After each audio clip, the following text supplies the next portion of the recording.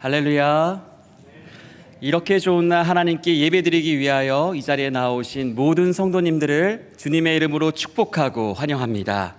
우리 옆에 계신 성도님들에게 인사하시겠습니다. 정말 잘 오셨습니다. 오래 기다렸습니다. 네. 우리 앞뒤에 계신 분들에게 다시 한번 인사 나누실 때에 하나님 잘 믿는 게 가장 큰 복입니다. 잘 믿는 것이 가장 큰 복입니다. 네. 어떤 상황에서든지 하나님을 예배하길 원하는 그 마음으로 이 자리에 나오신 모든 분들에게 하나님의 영광이 충만하며 우리에게는 위로하심이 가득하게 될 줄 믿습니다. 우리 믿음 가지고 자리에서 일어나셔서 주님께 찬양하며 예배로 나아가겠습니다.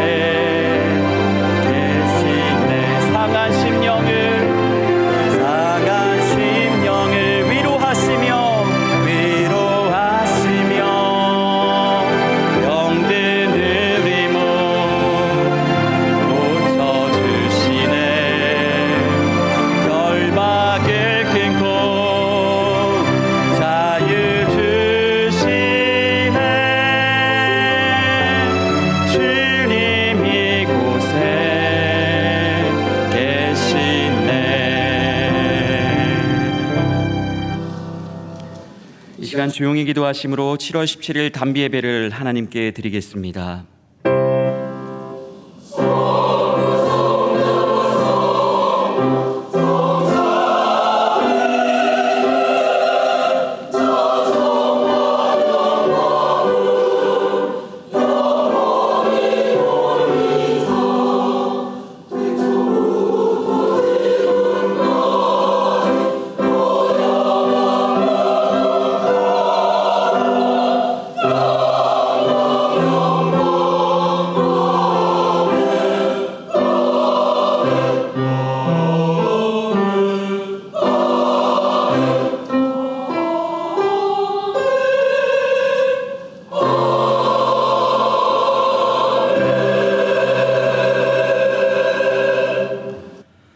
믿음의 주요 또 온전하게 하시는 이인 예수를 바라보자.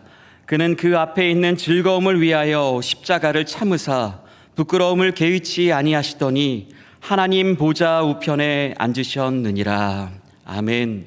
온 땅을 다스리시는 하나님, 택하여 불러주신 주의 백성들이 예수님의 이름을 의지하여 하나님께 나아가오니 우리를 받아주시옵소서.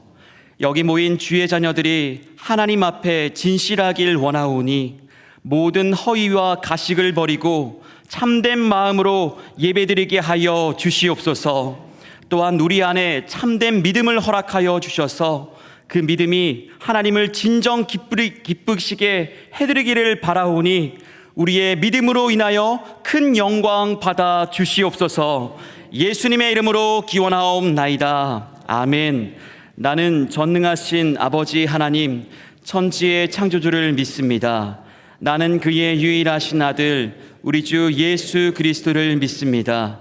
그는 성령으로 잉태되어 동정녀 마리아에게서 나시고 본디오 빌라도에게 고난을 받아 십자가에 못 박혀 죽으시고 장사된 지 사흘 만에 죽은 자 가운데서 다시 살아나셨으며 하늘에 오르시어 전능하신 아버지 하나님 우편에 앉아 계시다가 거기로부터 살아있는 자와 죽은 자를 심판하러 오십니다. 나는 성령을 믿으며 거룩한 공교회와 성도의 교제와 죄를 용서받는 것과 몸의 부활과 영생을 믿습니다. 아멘. 모두 다 자리에 앉으셔서 찬송가 14장 찬송하시겠습니다.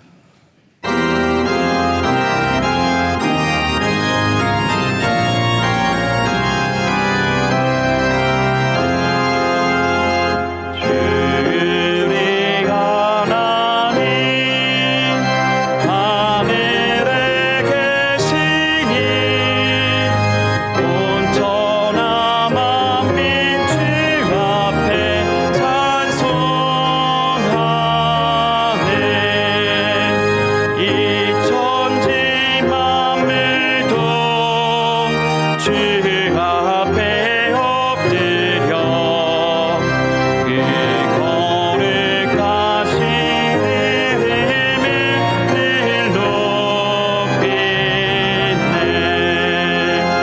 주 연약하신 것 끝까지 지키니 저 하늘나라 향하여 꼭 가리라.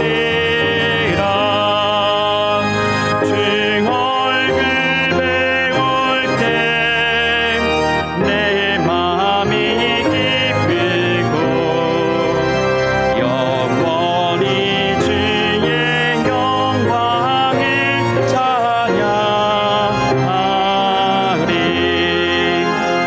왕의 왕 되신 주 하늘에 계시니 이 세상 죄악이 계신 그 주 예수 저 정든 천사들 중위하고서 우성도 함께 영원히 늘 섬기네.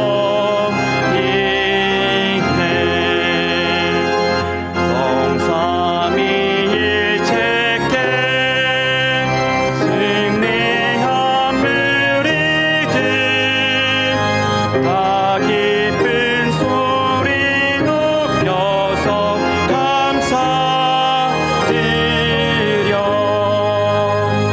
창조주 하나님 내 주님 되시니 주 앞에 나도 엎드려 경배하네.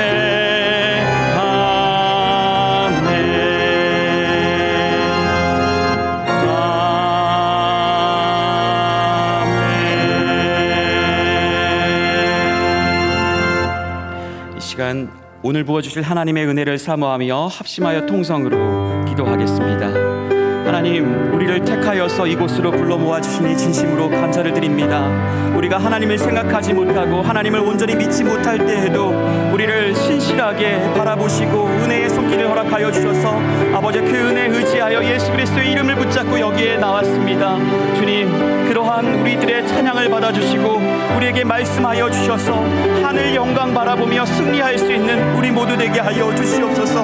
우리의 힘으로는 버틸 수가 없습니다. 우리의 힘으로는 감당할 수가 없습니다. 주님의 은혜 아니면 살 수 없사오니 주님, 계획하신 대로 말씀하신 대로 주님의 뜻을 이루어 주시옵소서. 우리가 주님을 바라볼 때에 하나님께 기쁨이 되길 간절히 소망하오니 주님께서 역사하여 주시옵소서. 살아계신 하나님 아버지, 오늘 이 거룩한 주일에 참된 성도들이 예수 십자가 보혈로 하나님 앞에 나와서 한마음으로 예배드릴 수 있도록 인도해 주시니 진심으로 감사드립니다. 예수 십자가 보혈로 구원받은 참된 백성들이 은혜의 자리에 담대히 나아갈 수 있는 주의 자녀들 다 되도록 허락하여 주시옵소서. 사랑의 주 하나님, 이 예배가 하나님께서 기쁘게 받으시는 온전한 예배가 되게 하시고 이 땅에 이민 와서 힘들게 살아가는 주의 참된 자녀들에게는 큰 위로와 소망이 되게 하옵소서. 아름다운 주님의 참된 교회를 위해 수고하시는 모든 목회자들과 두렵고 떨리는 마음으로 당회를 이끌어 가시는 시무장로님들과 기쁨으로 각 부서와 소그룹을 섬기시며 봉사하시는 모든 손길들과 함께 하시어 섬김의 아름다운 열매가 사랑으로 맺히며 생명이 살아나며 주님이 기뻐하시는 참된 공동체를 이루는 천국 같은 교회를 만들도록 성령님이 함께 하시길 간절히 기도드립니다. 이 시간 생명의 말씀을 전하시는 주의 종과 항상 함께 하시어 말씀하신 대로 순종하는 참된 성도들이 다 되도록 역사해 주시길 기도드립니다. 단비 찬양대에서 정성을 다해 준비한 찬양을 기쁘게 받아주시고 온 성도들이 한 마음으로 화답하며 주님께만 영광 올려드리게 하옵소서.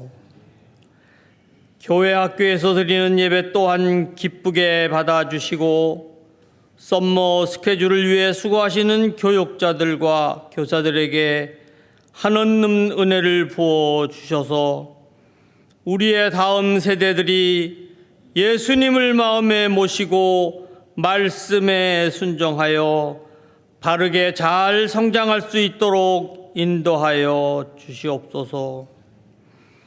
아직도 병상에서 고통받고 있는 성도들과 삶의 어려움으로 지친 주의 자녀들을 위로하여 주시고 사랑하는 가족을 먼저 보내고 슬픔에 있는 유가족들을 위로해 주시길 기도드립니다. 선교지에서 하나님 사랑을 전하며 기도하시는 많은 선교사님들의 건강을 돌보아 주시고 선교지 곳곳마다 생명의 열매들이 아름답게 맺혀지게 하옵소서. 감사드리오며 가장 존귀하신 예수 그리스도의 이름으로 간절히 기도드리옵나이다. 아멘.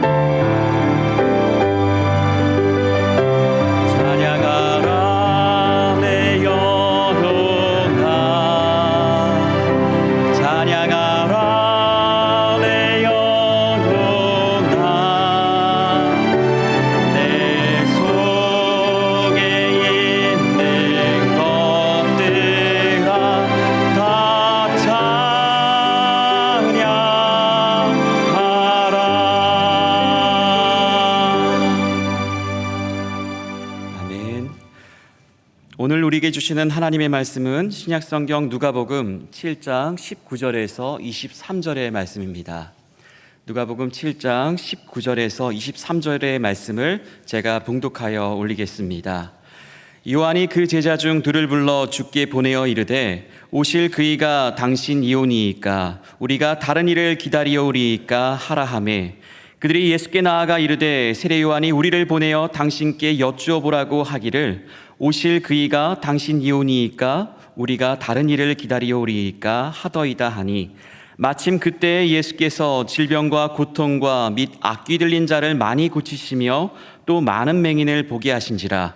예수께서 대답하여 이르시되 너희가 가서 보고 들은 것을 요한에게 알리되 맹인이 보며 못 걷는 사람이 걸으며 나병 환자가 깨끗함을 받으며 귀먹은 사람이 들으며 죽은 자가 살아나며 가난한 자에게 복음이 전파된다 하라. 누구든지 나로 말미암아 실족하지 아니하는 자는 복이 있도다 하시니라. 아멘. 이 시간 담임 목사님 나오셔서 하나님의 말씀 증거해 주시겠습니다. 기도하겠습니다. 사랑하는 주 하나님, 우리가 겸손히 주님의 말씀을 받습니다. 꼭 필요한 생명의 말씀을 우리에게 허락하여 주시고 주신 말씀이 우리의 사역에, 우리의 삶의 곳곳마다 아름다운 열매로 맺혀지게 하여 주시옵소서. 존귀하신 예수님의 이름으로 간절히 기도드리옵나이다. 아멘. 자, 오늘은 세례 요한의 미스테리라는 제목으로 하나님 말씀을 증거하겠습니다. 여러분은 세례 요한 하면 어떤 이미지가 떠오르십니까? 낙타 털옷을 입고 가죽띠를 메고 메뚜기와 석청을 먹고 광야에서 거침없이 외치는 그런 선지자의 모습이 떠오르실 겁니다. 그는 태어날 때부터 심상치가 않았는데요, 그의 아버지와 어머니는 누구였고 무엇을 하던 사람이었는지 우리 누가복음 1장 5절을 보시도록 하겠습니다. 유대왕 헤롯 때에 아비야 반열에 제사장 한 사람이 있었으니 이름은 사가랴요 그의 아내는 아론의 자손이니 이름은 엘리사벳이라. 자, 세례 요한의 아버지의 이름은 사가랴인데요, 아비야 반열의 제사장이었고요, 어머니의 이름은 엘리사벳인데 아론의 자손, 즉 제사장의 딸이었습니다. 이 부부는 하나님 보시는 앞에서 흠 없이 행한 의로운 사람이었다라고 성경은 기록하고 있는데요, 그런데 이 가정에는 자식이 없었습니다. 그러던 어느 날 이 사가랴가 특별한 경험을 하게 되는데요, 누가복음 1장 8절에서 10절을 보시겠습니다. 마침 사가랴가 그 반열의 차례대로 하나님 앞에서 제사장의 직무를 행할세 제사장의 전례를 따라 제비를 뽑아 주의 성전에 들어가 분향하고 모든 백성은 그 분향하는 시간에 밖에서 기도하더니. 자, 여기 보시면요, 몇 가지 궁금한 점이 생기죠. 먼저 사가랴는 제사장인데 그 반열의 차례대로 하나님 앞에 제사장 직무를 행했다는데 이게 무슨 뜻일까요? 그리고 중반에 보시면요, 제사장의 전례를 따라 제비를 뽑아 분향을 했다. 이건 또 무엇일까요? 왜 분향을 하는데 제비를 뽑습니까? 그리고 마지막에 모든 백성은 그 분향하는 시간에 밖에서 기도하더니, 이 분향 시간에 왜 백성들은 밖에서 기도를 한 것일까요? 자, 이런 질문들이 안 들 수도 있는데요, 그러나 우리가 말씀을 대할 때 궁금증을 가지고 그것들을 하나하나 풀어가다 보면 이 말씀에 담겨져 있는 깊은 의미를 깨닫게 되는 경우가 많습니다.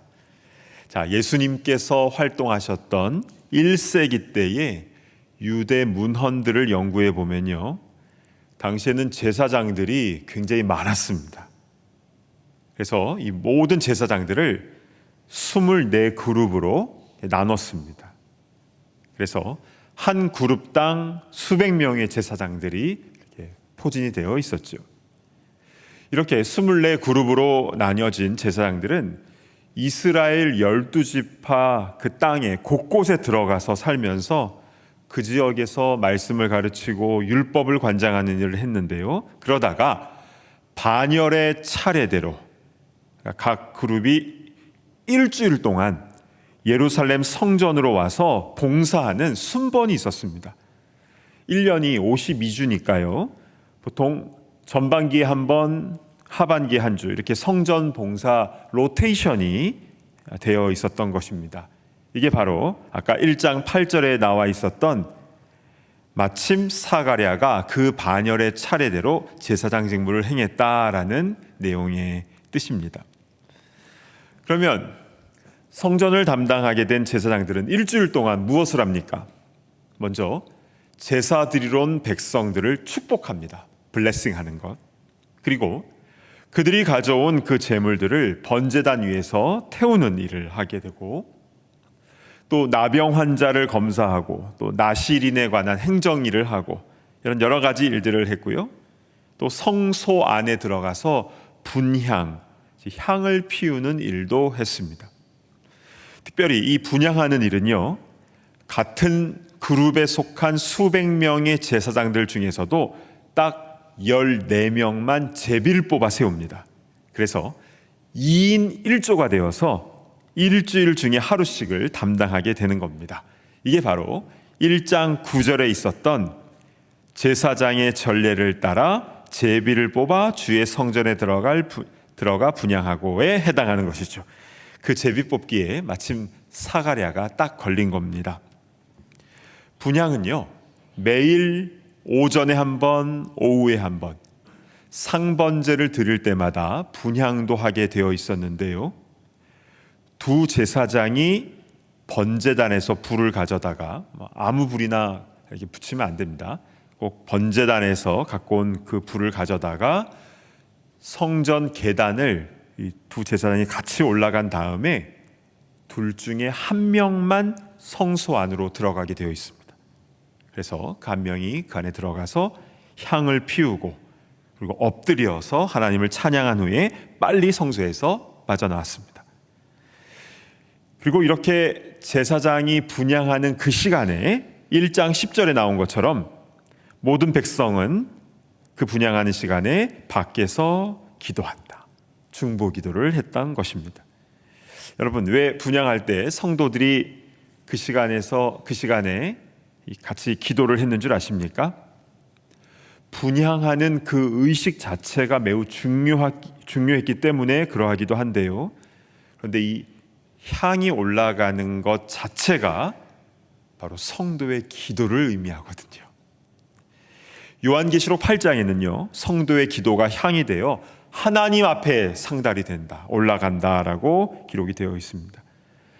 이 성전의 향은 24시간 늘 끊이질 않고 계속 향이 올라가게 되어 있고요. 동시에 하루에 2번씩 시간을 정해서 제사장들이 분향을 하고 또 백성들은 그 시간에 함께 나와서 하나님께 기도를 했던 것입니다. 즉, 쉬지 말고 기도하는 것과 또 하루에 시간을 정해서 기도하는 것이 같이 가는 겁니다.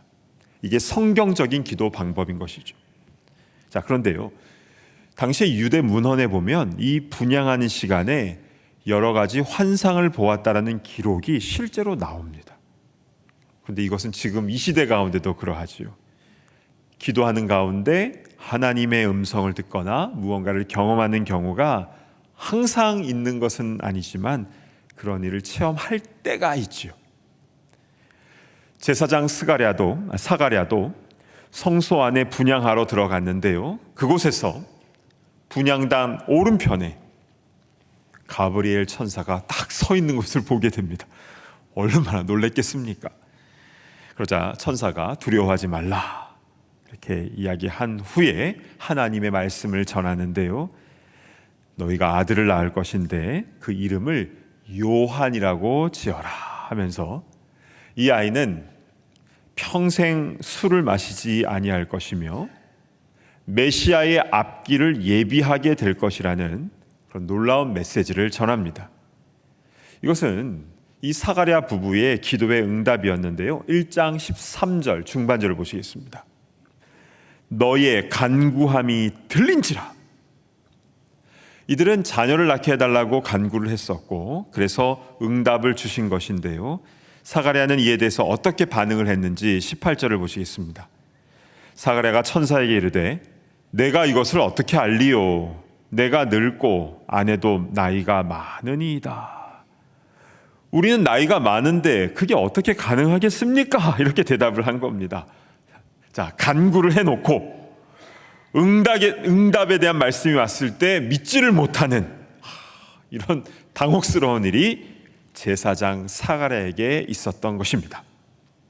그리고 이렇게 말씀을 믿지 못한 것 때문에 사가랴는 그 순간부터 입이 막힙니다.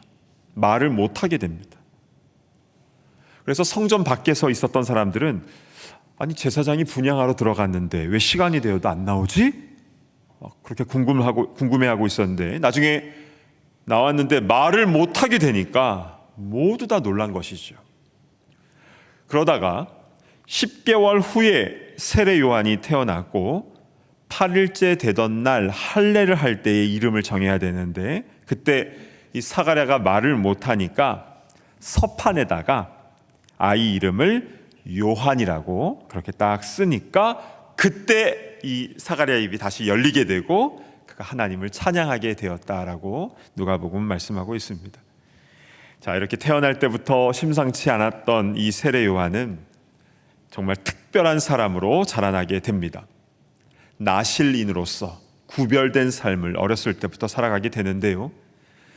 그는 커서 광야에서 지내면서 그 당시에 형식적으로 종교 생활하던 수많은 사람들, 그들에게 아주 거침없는 말로 회개를 촉구했습니다. 회개에 합당한 열매를 맺으라. 그래서 그렇게 회개에 대한 열매를 맺는 사람에게는 요단강에서 세례를 베풀었죠. 그래서 당시 사람들에게 이 세례 요한의 인기는 대단했습니다. 다들 이 세례 요한이 진정한 선지자다. 심지어 악한 헤롯 왕까지도 그 사람은 진짜 선지자다 이렇게 인정할 정도였으니까요. 그런데 이 세례 요한이요, 이제 사역을 시작하시게 되는 예수님 앞에서 자기 자신을 다 낮춥니다. 요한복음 3장 30절 말씀 우리 같이 한번 봉독을 할까요? 시작.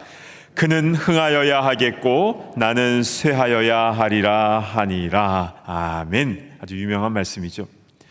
세례 요한은 당시에 대중적인 인기가 높았지만 그러나 자신은 쇠하여야 하는 들러리에 불과하고 흥하여야 할 분은 신랑 대신 예수님이다 라고 고백을 한 겁니다. 세례 요한이 이렇게 고백한 이유는 요한복음 1장 29절에 나와 있는데요. 이튿날 요한이 예수께서 자기에게 나아오심을 보고 이르되 보라 세상 죄를 지고 가는 하나님의 어린 양이로다.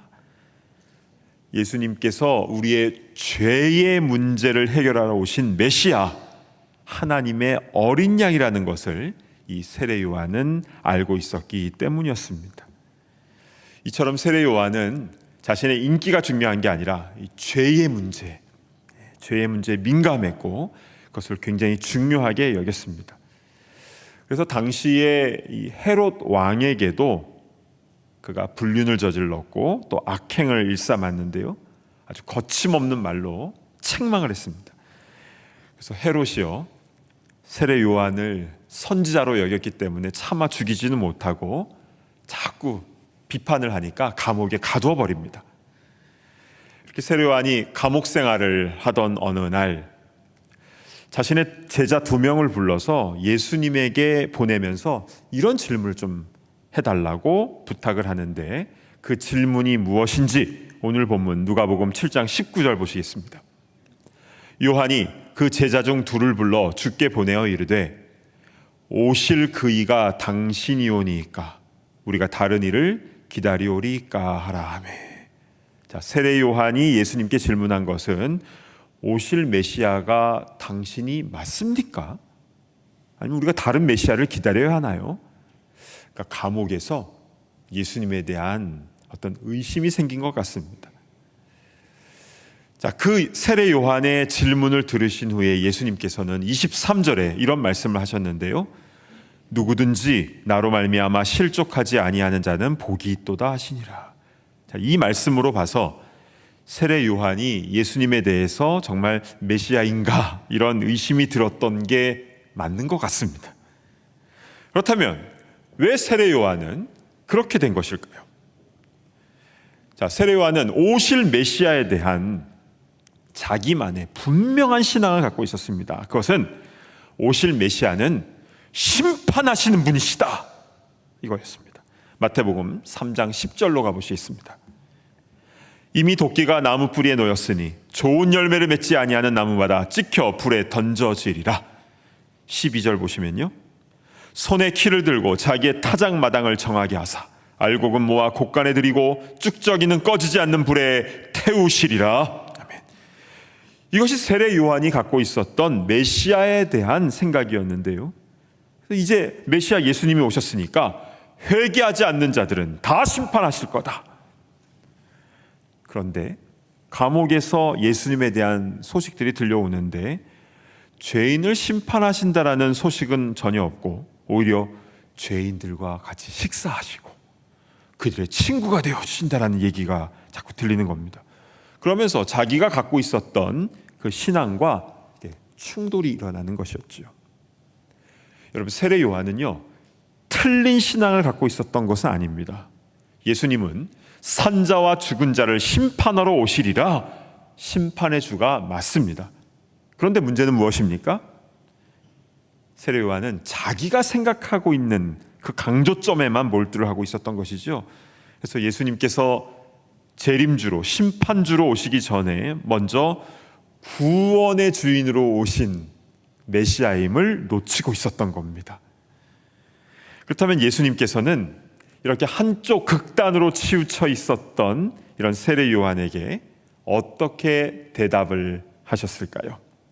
자, 예수님은 세례 요한이 보낸 그의 제자들에게 이렇게 말씀을 하시는데요, 누가복음 7장 22절입니다. 예수께서 대답하여 이르시되 너희는 가서 보고 들은 것을 요한에게 알리되 맹인이 보며 못 걷는 사람이 걸으며 나병 환자가 깨끗함을 받으며 귀먹은 사람이 들으며 죽은 자가 살아나며 가난한 자에게 복음이 전파된다 하라.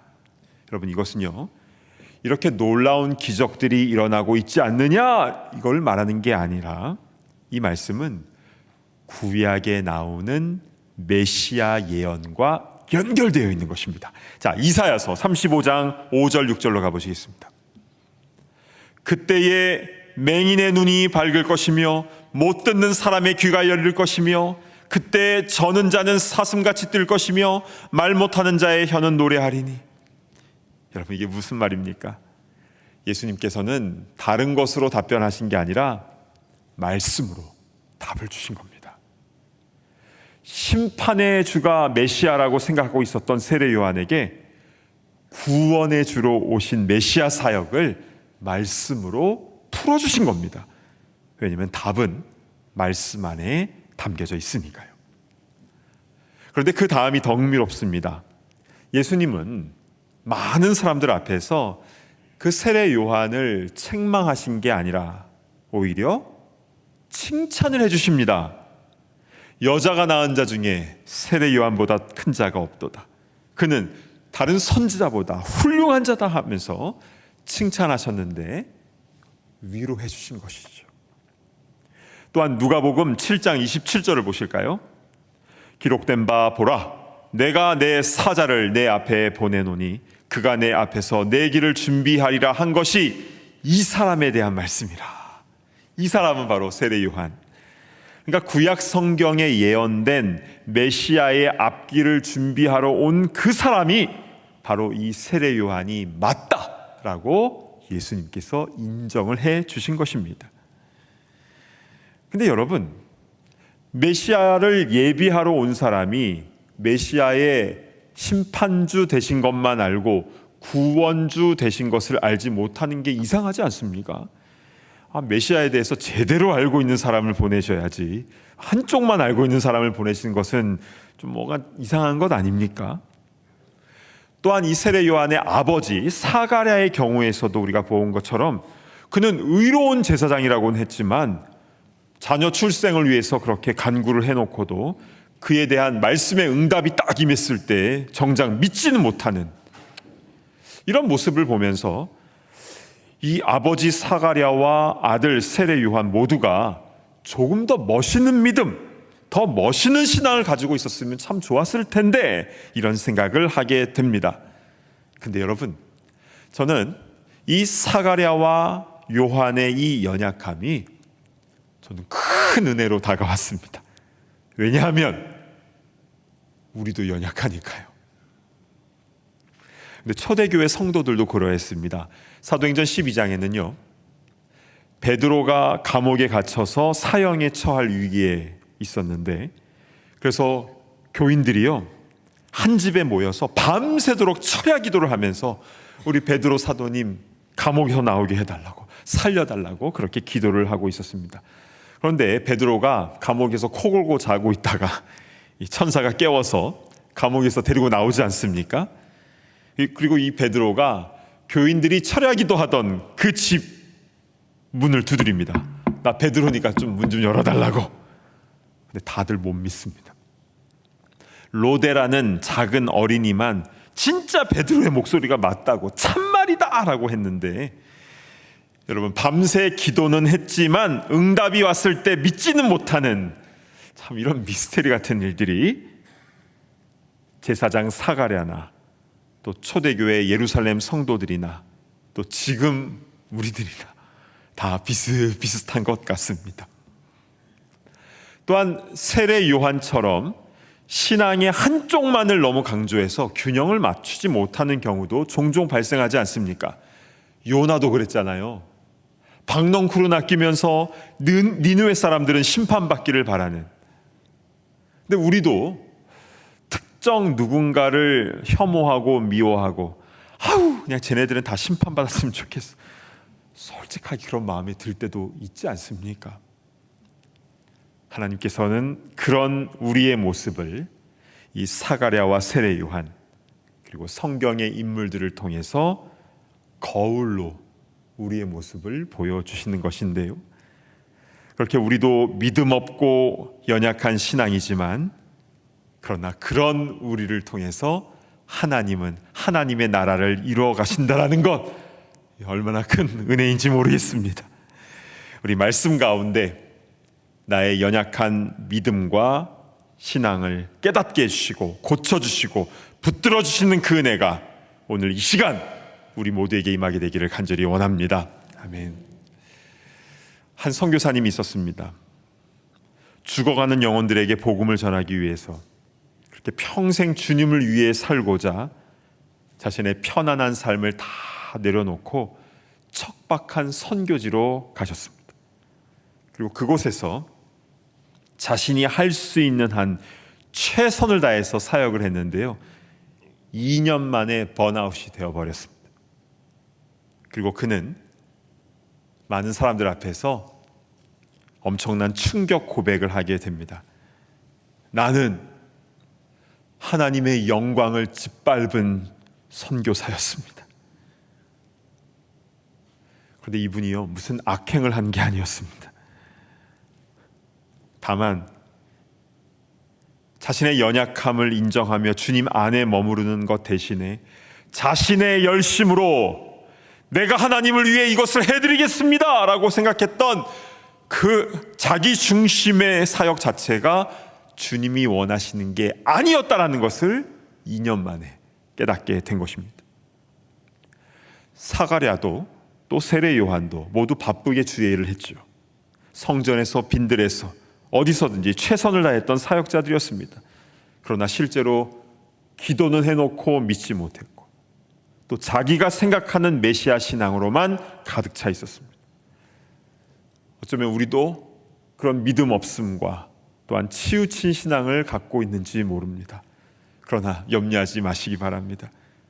우리가 완벽해서 쓰임받는 게 아니라 부족하고 연약해도 주님께서 우리를 가르쳐 주시고 때로는 위로해 주시고 어떨 때는 혼내 주시고 그렇게 새롭게 하시고 붙들어 주심을 통하여 우리를 통하여 하나님 나라를 이뤄 가실 줄로 믿습니다. 아멘. 원하기는 주님의 말씀에 붙들린 바 되어서 겸손하고 깨끗한 주의 일꾼으로 쓰임받는 우리 모두가 되기를 간절히 축복합니다. 아멘.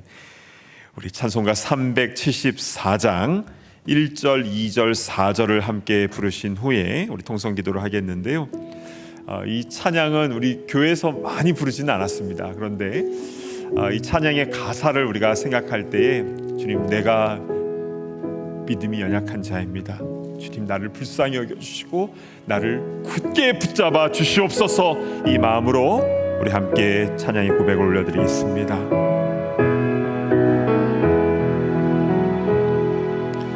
나의 믿음 약할 때 주가 붙드네.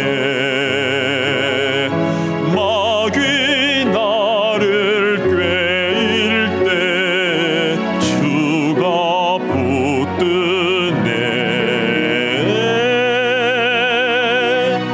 나를 붙드네. 나를 붙드네. 사랑하는 나의 주,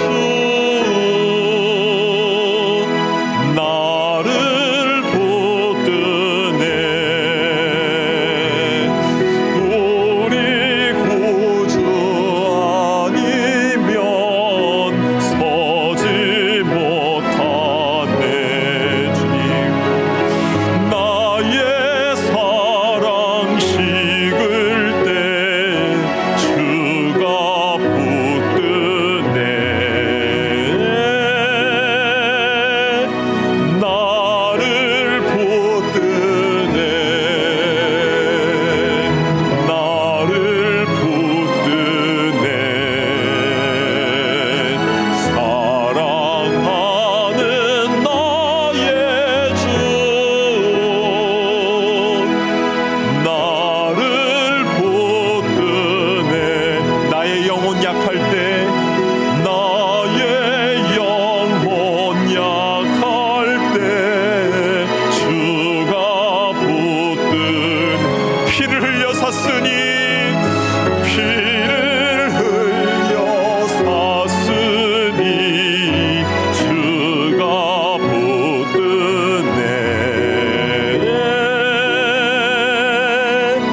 나를 붙드네. 나를 붙드네. 사랑하는 나의 주, 나를 붙드네. 아멘. 이제 우리 눈을 감고 기도하겠습니다. 성도의 기도는 향이 되어 주님 앞으로 올라가는 것이라고 했습니다. 이 시간 우리가 기도하는 이 기도가 우리 주님 앞에 상달될 텐데요, 우리 진실한 마음을 주님 앞에 올려드렸으면 좋겠습니다. 주님, 나의 믿음이 너무 약합니다. 내 신앙이 완전하지가 않습니다. 그리고 주님의 사랑이 때로는 식을 때도 있었습니다. 그 주님의 은혜를 구합니다. 나를 붙들어 주시옵소서. 주님께서 나를 피 흘려 사셨으니 나를 주님의 굳건한 손으로 붙잡아 주시옵소서. 이제 우리 함께 기도할 때에 우리 주여 한번 외치며 기도하며 나아가도록 하겠습니다. 주여, 아버지 하나님, 은혜를 베풀어 주시옵소서. 아버지 하나님, 우리 연약한 믿음을 붙잡아 주시옵소서. 아버지 하나님, 때로는 약한 신앙으로 인하여 넘어질 때도 있습니다. 주님을 향한 사랑이 식을 때도 있습니다. 그러나 주님, 은혜를 베풀어 주셔서 아버지, 우리의 마음이 주님 안에서 새로워지며 하나씩 하나씩 배워가며 멈춰지며 굳건히 세워질 때 부족함이 없도록 인도하여 주시옵소서. 주 하나님, 우리가 아버지 하나님, 세상이 살아가와 같이 믿고 간구했지만 그러나 점점 믿지는 못하는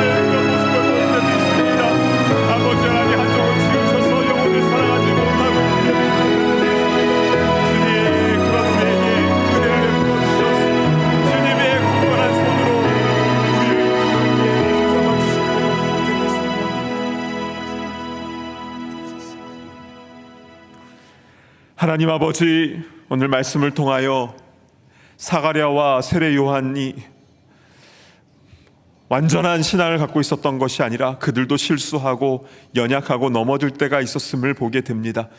그럼에도 불구하고 주님의 귀한 일에 아름답게 쓰임받은 인물이 된 것처럼 주여, 우리도 연약하지만 주님의 은혜로 인하여, 주님의 굳게 붙들어 주심으로 인하여 하나님 나라 일에 귀하게 쓰임받게 하여 주시옵소서. 주님께서 우리를 피 흘려 사셨사오니 우리를 굳게 붙들어 주셔서 우리의 연약한 믿음이 굳건한 말씀 위에 세워진 신앙으로 세워지게 하여 주시고, 우리를 통하여 가는 곳곳마다 하나님의 나라가 확장되어지고 주님의 길이 예비되어지는 놀라운 역사가 일어나게 하여 주시옵소서. 감사드리오며 존귀하신 예수님의 이름으로 간절히 기도드리옵나이다. 아멘. 자리에서 일어나셔서 함께 봉헌하는 시간을 갖겠습니다.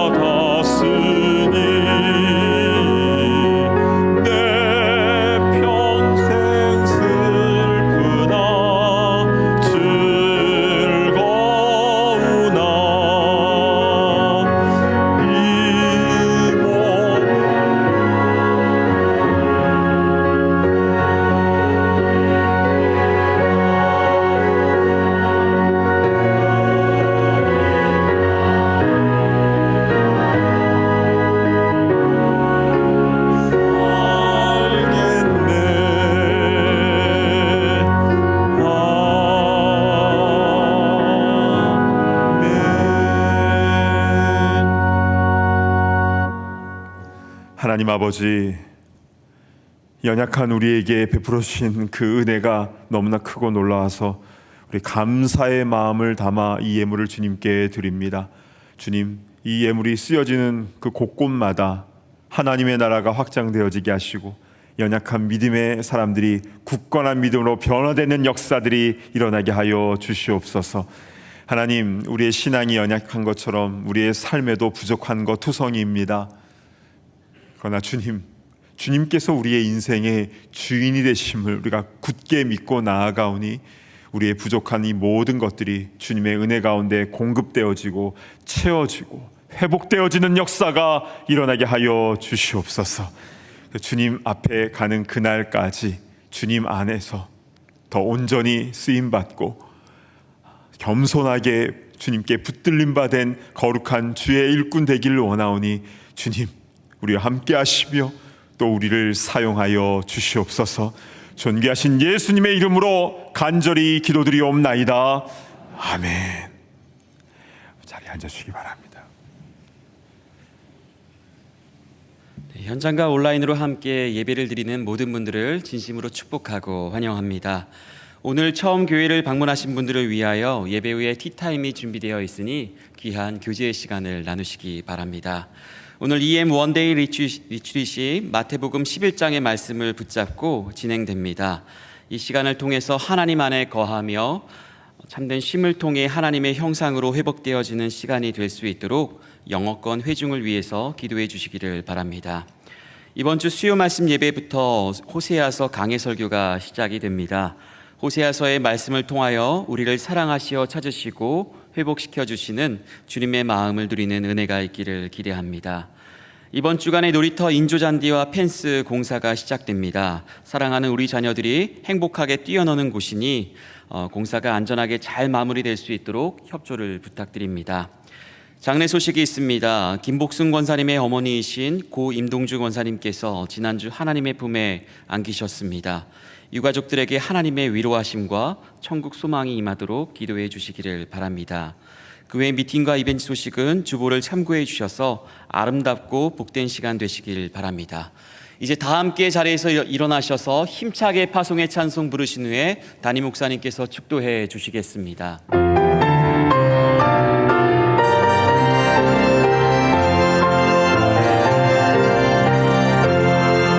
주를 힘입어서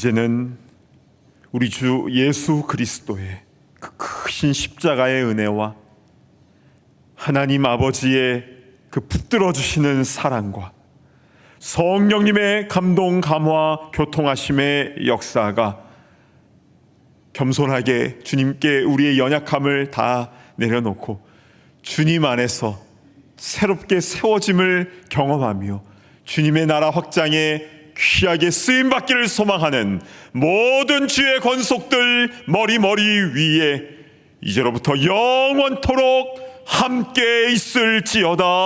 아멘.